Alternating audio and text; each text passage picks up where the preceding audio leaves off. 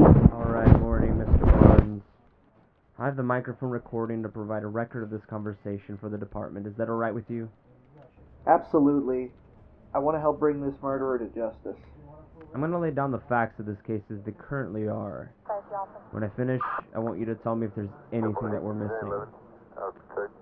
So, let's see. On May 6th, 7 p.m., Frank Doherty was reported missing by parents Cindy and Patrick. On May 10th, at 9:22 p.m., you called the police and told the operator that Mr. Doherty was dead, and you requested an ambulance. You then drove several blocks away and directed Officers Stanley and Hirpern to the location of the murder. When the officers declared the area safe, you were brought back to the scene for a cursory examination. At 9:35, an ambulance arrived to take Frank Doherty's body away. In the on-scene interview, you made a claim that the disappearance of Logan Crispin was connected to the murder of Mr. Doherty. How did that investigation go? Well, we're unable to determine the whereabouts of Miss Crispin. But you say she isn't dead. There was no blood left. Forced entry, yes. In the wall of her hallway, there were holes left over from a Glock 11 handgun. But without any direct evidence, I can't say that the two incidents are actually related. What about the forced entry? How is it done? It appears to be a blunt force of some kind, maybe a handheld weapon, or analysts believe it to be a crowbar. I know what the weapon was. Go on, please.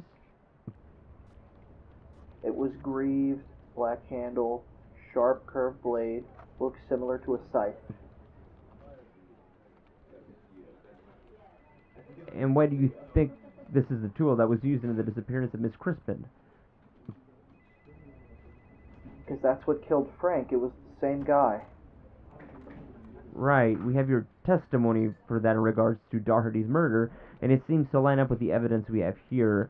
I meant to ask you, did anyone disturb Mr. Doherty's body at the time of discovery?